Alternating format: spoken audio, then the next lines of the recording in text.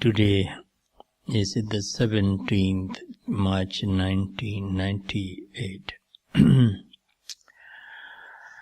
Yesterday we dealt with the Four Noble Truths briefly, and how a meditator realizes the first truth, the truth of suffering, through his personal experience, or through his direct experience of Dhamma.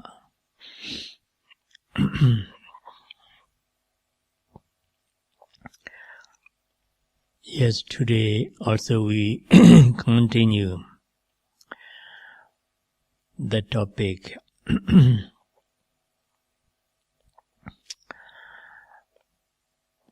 everyone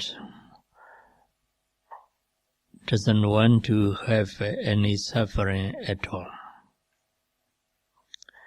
Each and everyone wants to be happy and peaceful.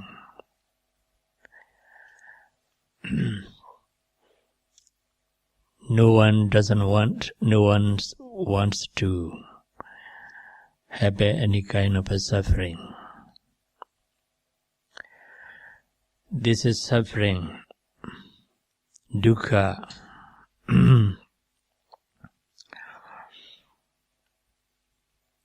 has three forms of its kind. The first one, dukkha. The second, viparinama dukkha. The third, sankhara dukkha. All of these three forms of the dukkha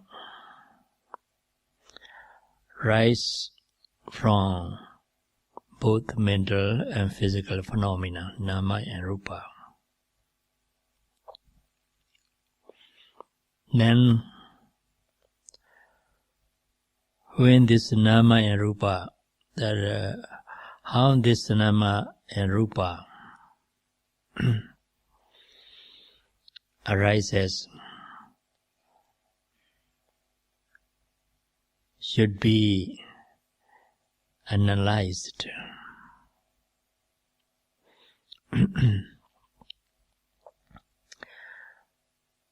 And according to Buddhist philosophy, nama and rupa, mental and physical phenomena,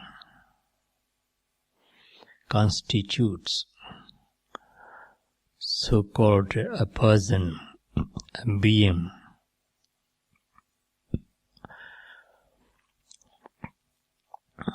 Then how this person or being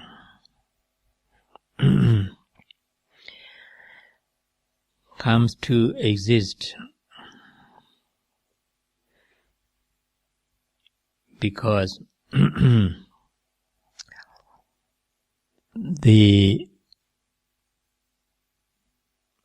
anyone who is attached to existence is subject to rebirth. Because of that attachment for existence,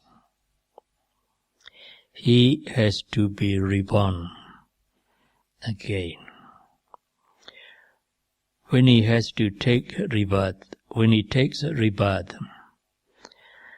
that rebirth consists in nama and rupa, mental and physical phenomena. So this is physical and mental phenomena, which is taken to be a person, a being itself.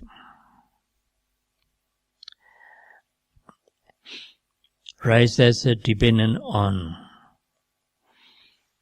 the attachment. Then, when does the attachment arises, or how does the attachment arises?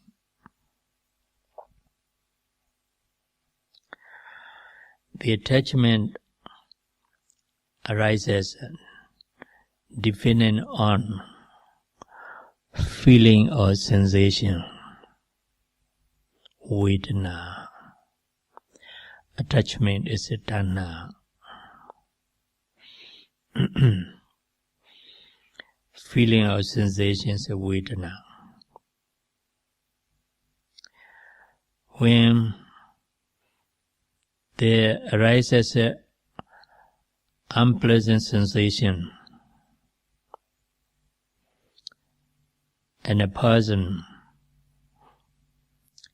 he wants to have pleasant sensation, or he wants to feel pleasant sensation, or he has a desire to feel pleasant sensation. Because of an unpleasant sensation, there arises a desire for pleasant sensation. To feel a pleasant sensation, he does any unwholesome actions or wholesome actions. Unwholesome actions, akusala karma. Wholesome actions, kusala karma. So that wholesome actions or unwholesome action is caused by attachment. But this attachment is regarded as grasping, because when the attachment is weak, it's called tanha, just attachment. When attachments become stronger and stronger, then it's called grasping. The weak attachment is tanha, the grasping is upadana. Because he grasps the rebirth. So to have rebirth or to be reborn, he does any wholesome actions or unwholesome actions. These wholesome actions produced the rebirth and woeful states of existence. Unwholesome action produced and woeful states of existence, or miserable life. Wholesome actions produces wholesome life, or a good life, a luxurious life. So because of wholesome deed or actions, a person is reborn and a higher world, such as a human, Deva and Brahma, celestial realm. Because of our unwholesome action, person is reborn and a lower world such as animal life or hell or any realm of the country, hungry ghost and so on.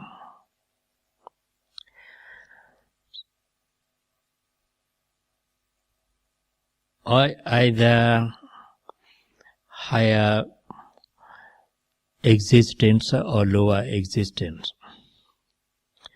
Both consist and nama and rupa, mental and physical phenomena.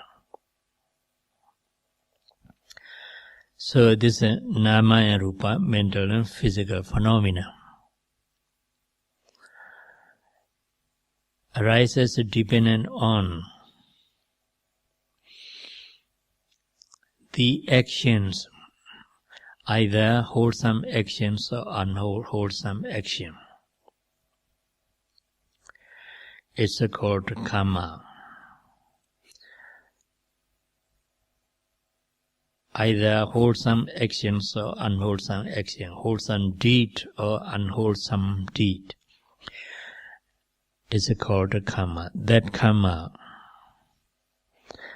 arises dependent on grasping, stronger attachment or powerful attachment.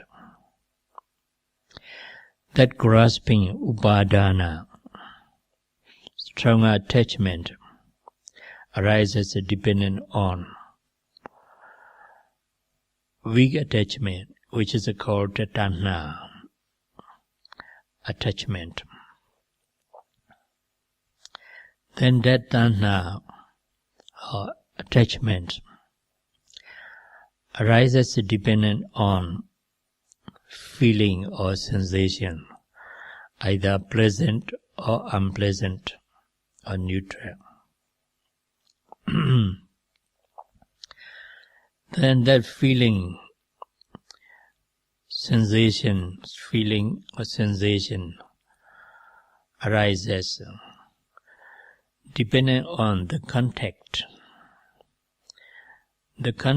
between six sense doors and six sense objects.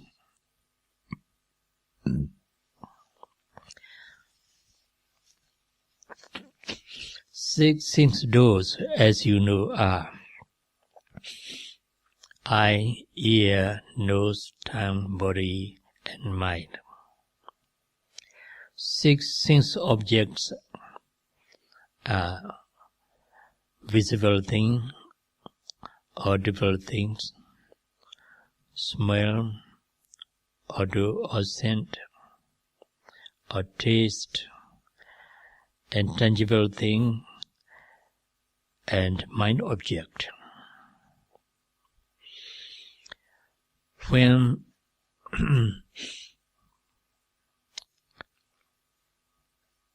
the eye contact with visible object, there arises eye consciousness. Here, eye consciousness is a direct translation of Pali word. Pali word is eye is the chakku, consciousness vijnana. Eye consciousness means chakku vijnana in Pali. Here, eye consciousness means a consciousness of being or vision or seeing. Because there's an eye, there's a visible object. The two contacts.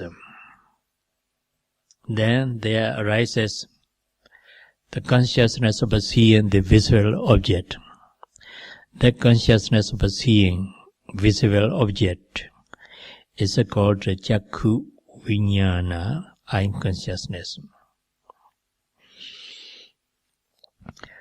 When the consciousness of seeing, the consciousness dependent on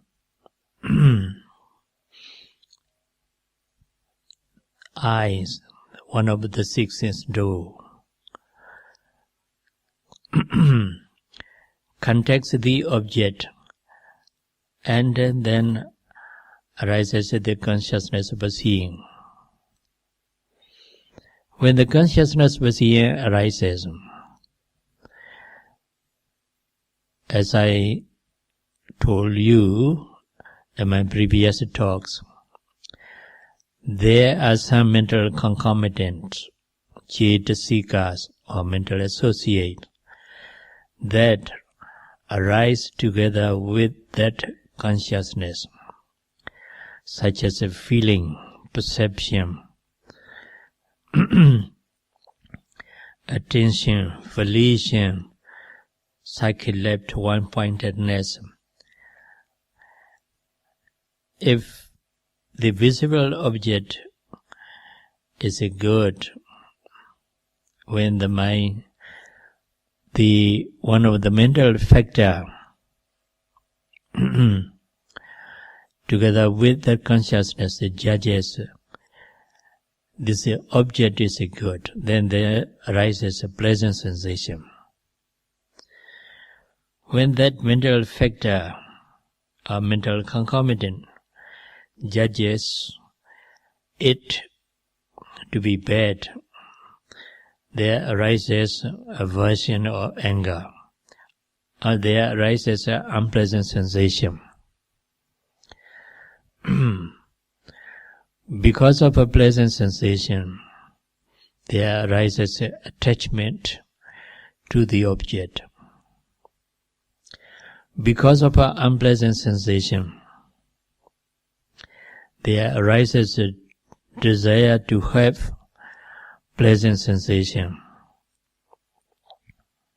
The desire also the same as attachment. Then these attachments, tanha or desire, tanha, arises dependent on pleasant or unpleasant feeling or sensation. Vedana. This pleasant or unpleasant sensation arises depending on the contact between six sense doors and six sense objects.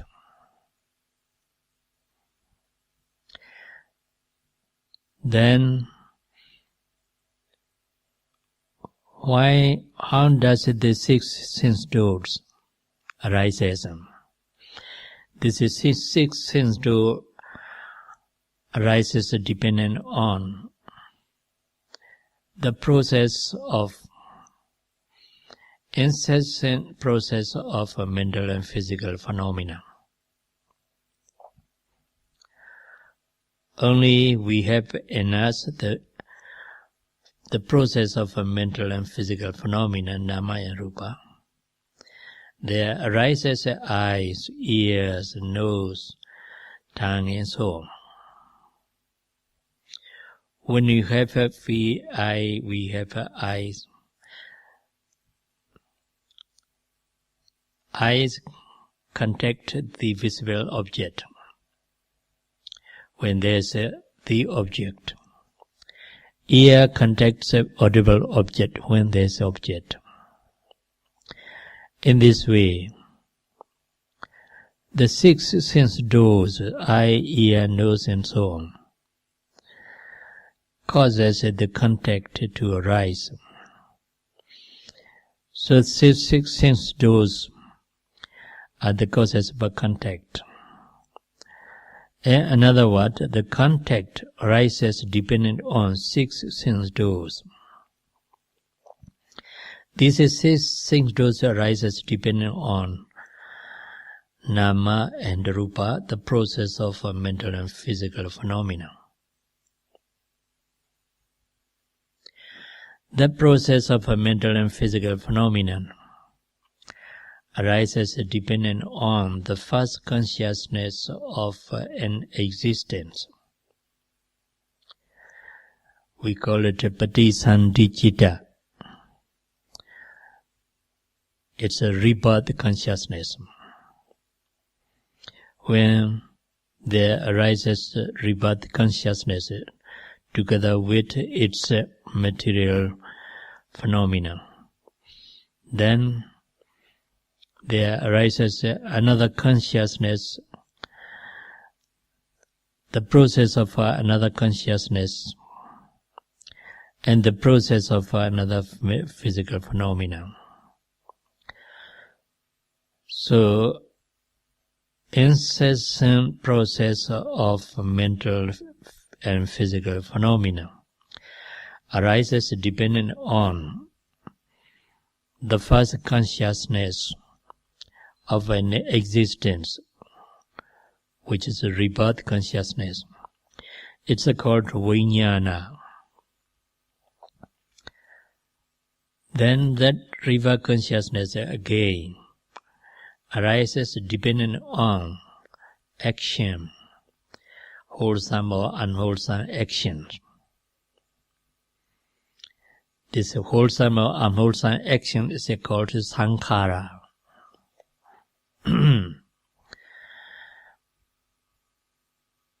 But without these actions are,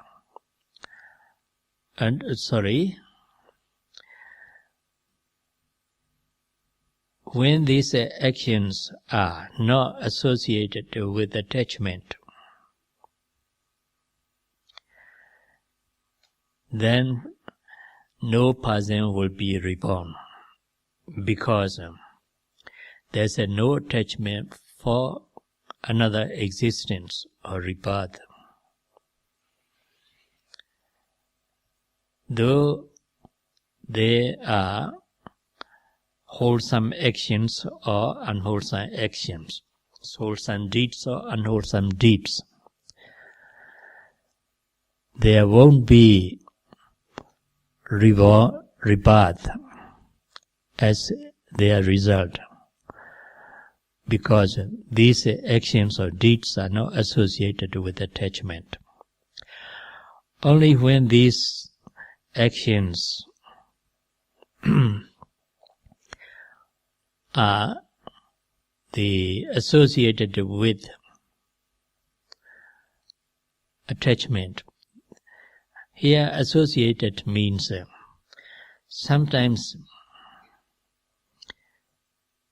the attachment, the actions is preceded by attachment. Sometimes the action is done together with attachment.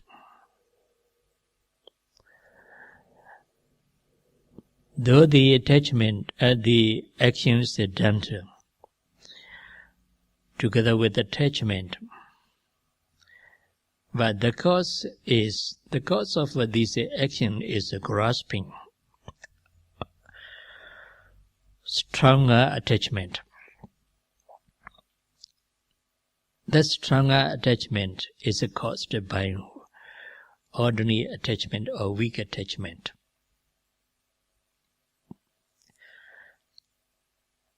Then,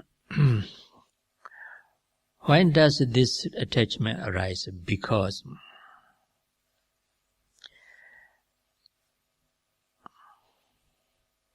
the person is ignorant of suffering and the existence.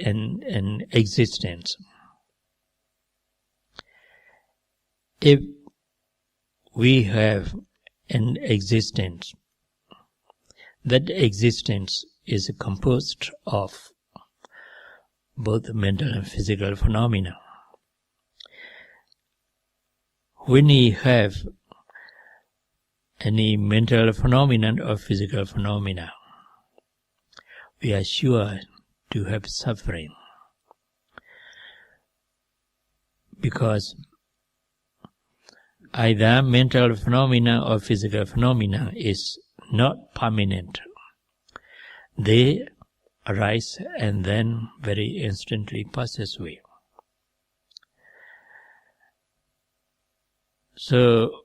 So-called the existence or life means the processes of ever-changing phenomena, mental and physical phenomena, never last even a million of a second. This is called sankhara dukkha, suffering by change, or suffering through arising in personal way. But we do not realize this life consists of ever-changing phenomena. So we take this life to be permanent, at least until we die. So, because we are ignorant of this state of mental and physical phenomena, we want to be reformed, or we have attachment for rebirth. So that attachment, when it becomes stronger, causes the action, then the action causes rebirth. Here, ignorance is avijja in Pali. Because of this ignorance, there arises attachment, and there arises the actions to be reborn.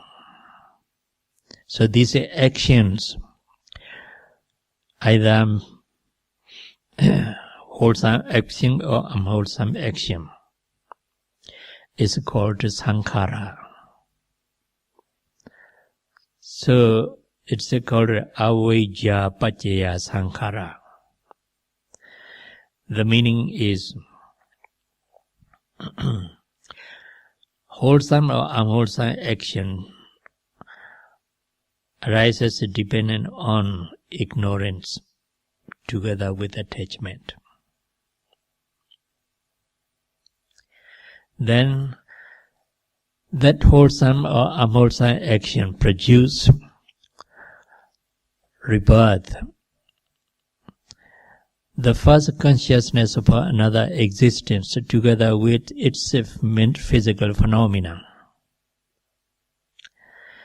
So that action is called sankhara, and that rebirth, the first consciousness of a rebirth consciousness, is called vijnana.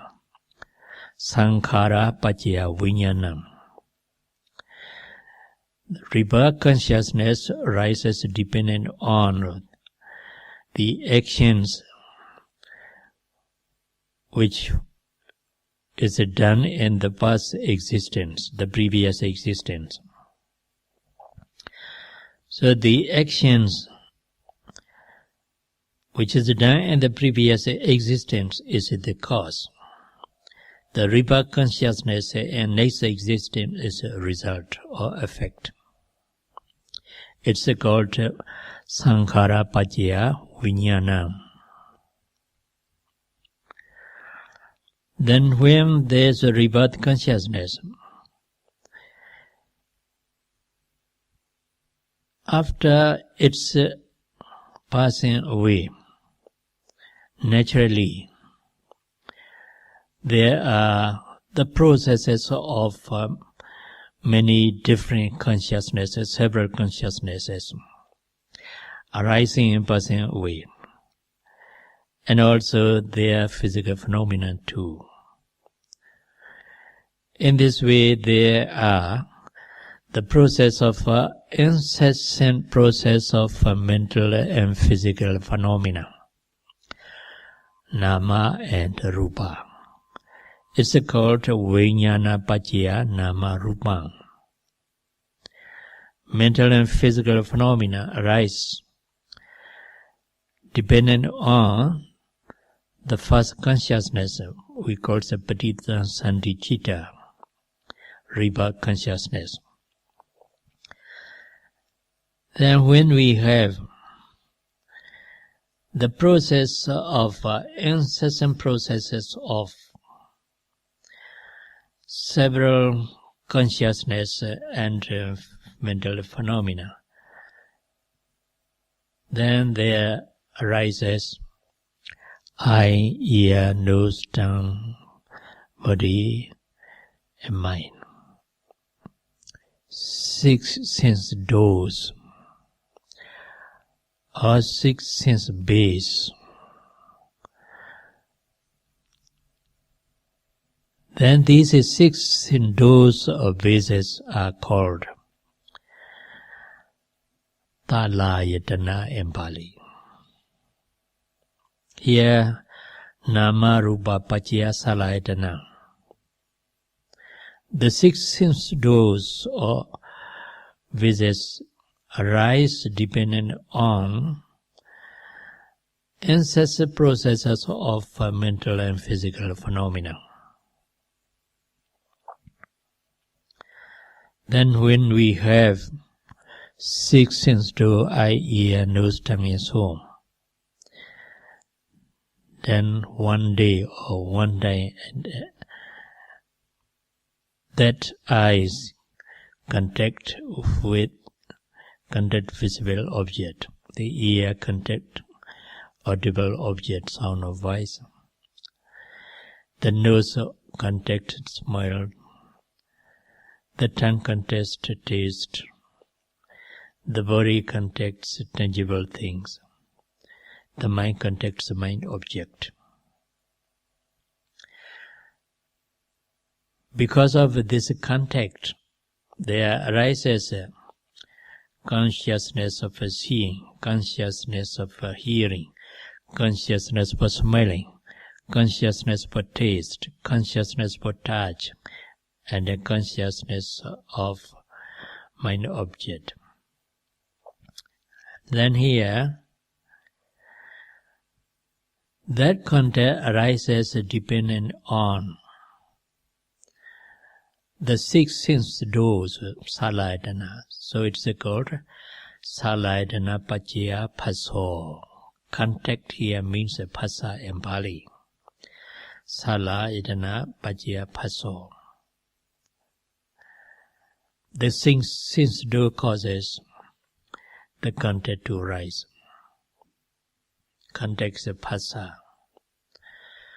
When there is a contact with the object, there is a feeling, pleasant or unpleasant or neutral. That feeling arises dependent on contact. So it's called phasa paccaya vedana.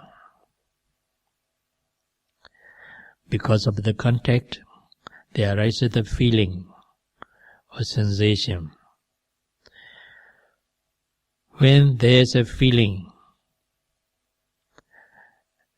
there arises desire, craving, lust, love, attachment about the object, either visible object or audible object, smell also, taste or body, tangible thing. So here, the feeling is the cause of attachment or desire, tanha. It's called phasa paccaya vedana, vedana paccaya tanha. Vedana paccaya tanha. The tanha or attachment is conditioned through feeling or sensation. A feeling or sensation causes the desire or attachment to arise.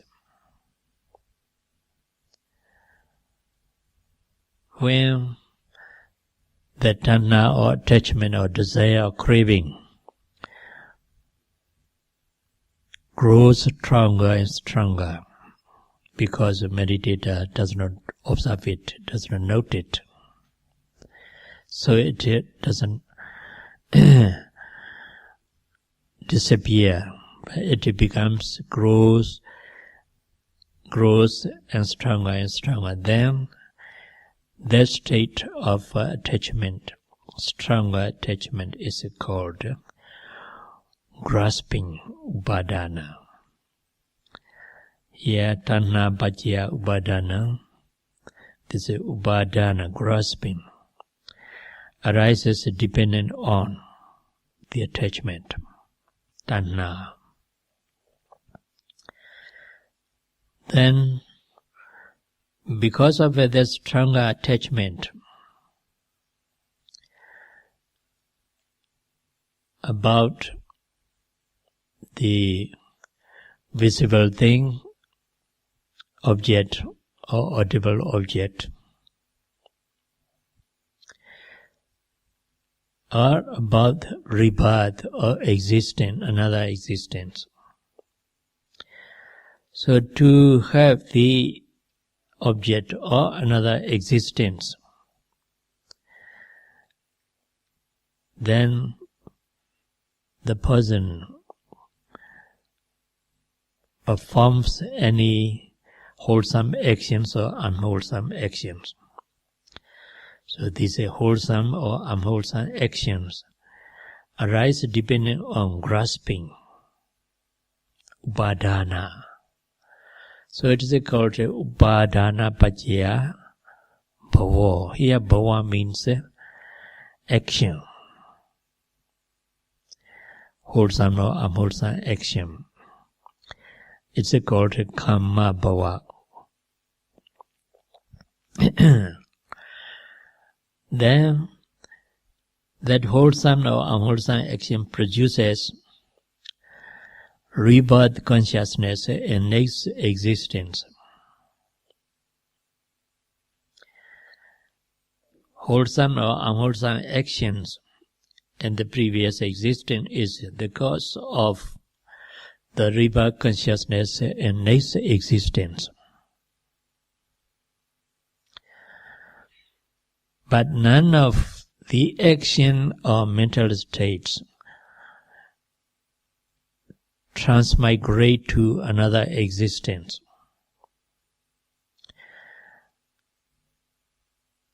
Any verbal actions or physical action, together with cetana, volition, motive, arises and passes away, but there is a karmic force. It means that the force of the action is remained in the process of consciousness. That force, when it's powerful, it produces rebirth consciousness, the first consciousness in its existence. None of mental states or physical phenomena is permanent. So they arises and then very easily passes away. But there is a force of volition or action, and the process of the following consciousness.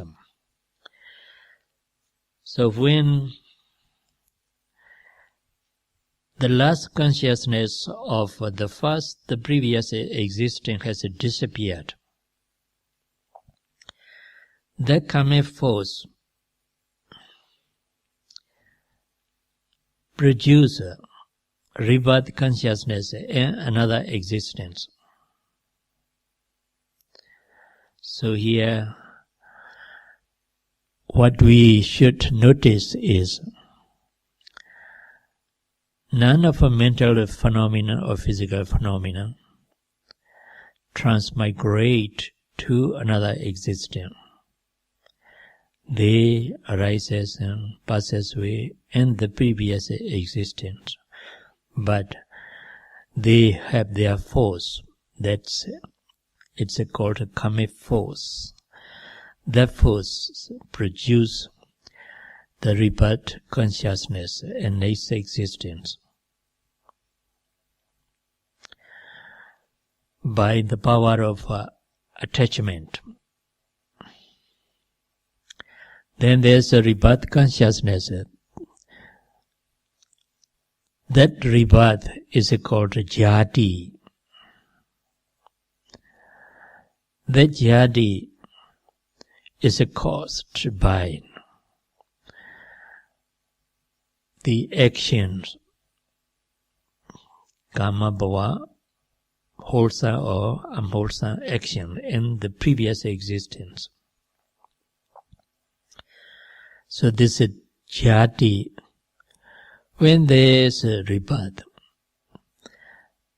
there arises incessant processes of consciousnesses and mental, the physical phenomena.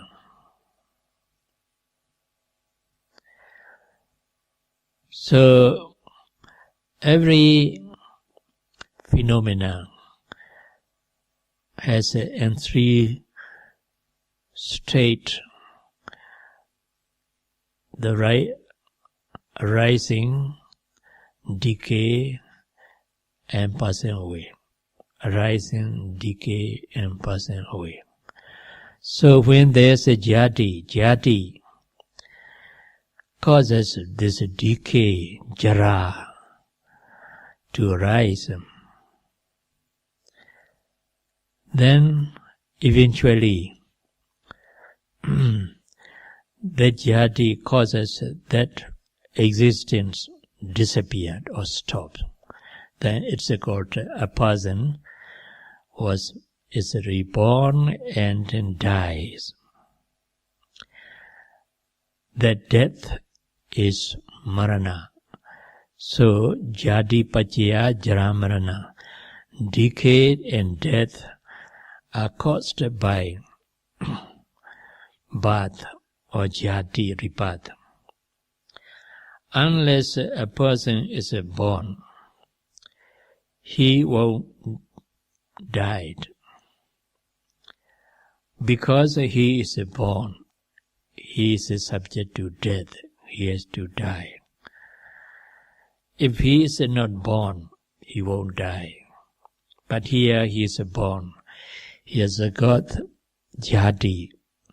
So eventually he has to die. Before he died, his mental and physical phenomenon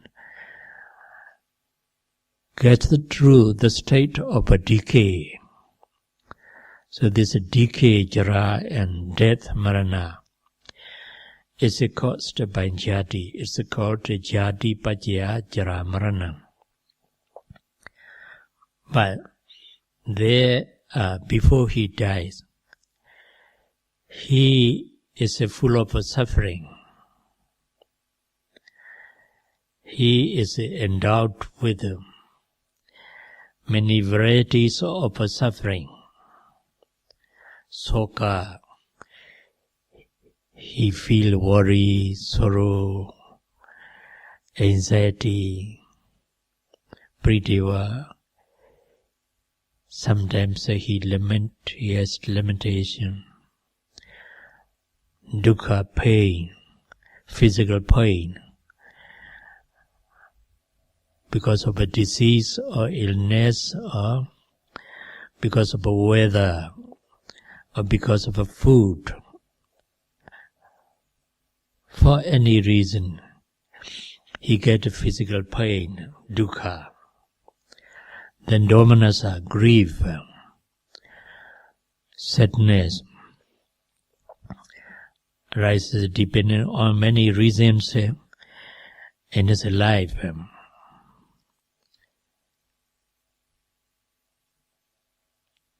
Then dukkha, domanassa, upayasa, desperation.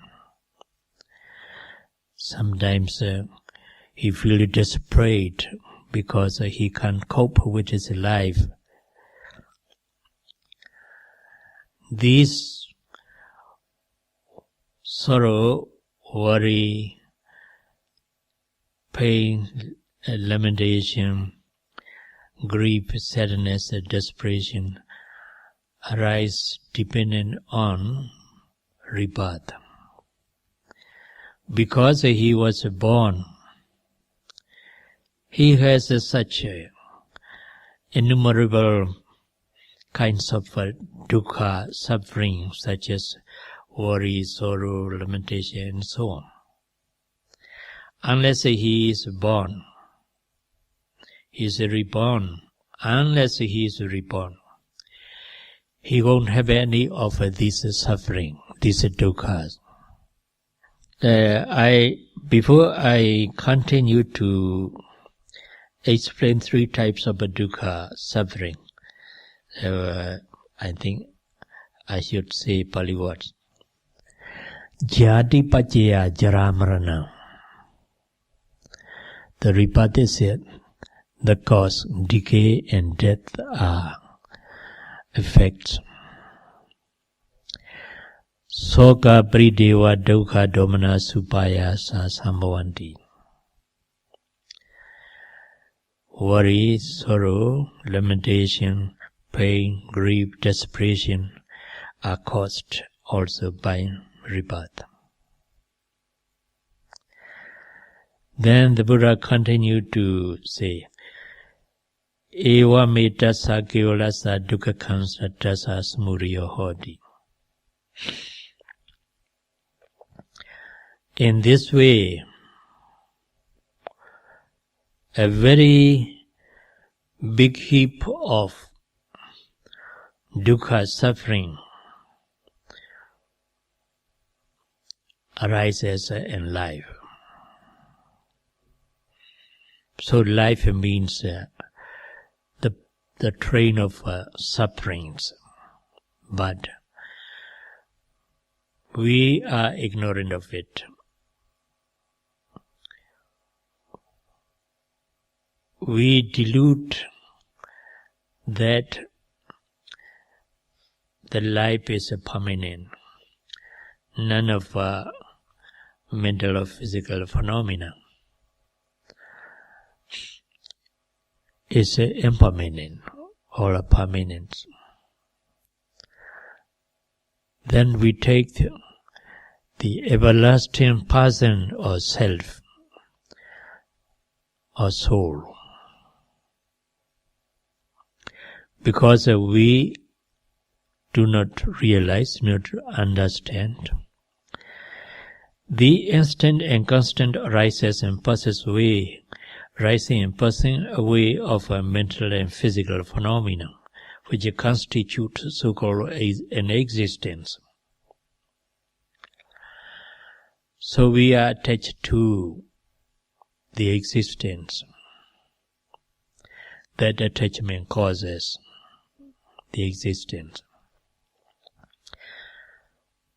From the very first consciousness of the existence until the last consciousness of that existence, we are all the time suffering, both mentally and physically. Yes, all of these sufferings are summarized by the Buddha in 3 types, or the dukkha is classified in 3 groups. The first one is dukkha. The second is viparinama dukkha. The third is sankhara dukkha.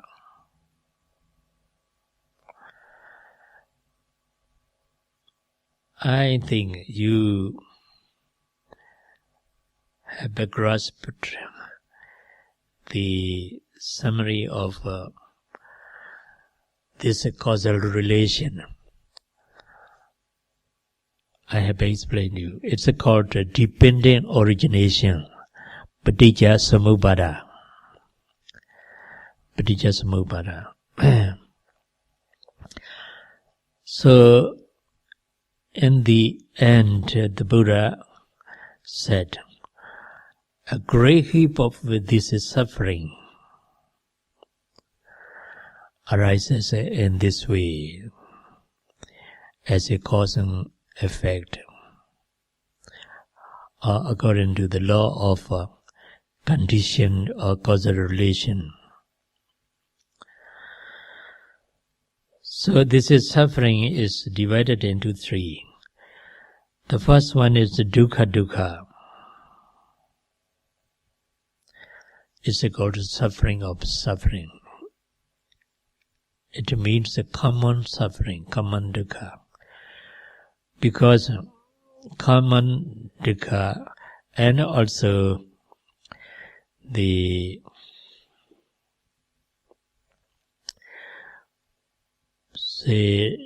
dukkha which must be easily perceived by every sentient beings, such as mental suffering and physical suffering. Mental suffering such as sadness, worry, sorrow, anxiety, depression, dejection, disappointment, and so on. They are very easily perceived by a sentient being because every sentient being is subject to these sufferings and suffering. And physical suffering, physical dukkha, such as pain, stiffening, itching, numbness, any of physical disease, any accident or any hurt or harm to physical phenomena. These are very evident to every living beings. So they are called dukkha. But this type of dukkha also is regarded as suffering by a human being when he come across it. If he does not come across it, he may not regard it as a suffering. Then the second one is viparinama dukkha.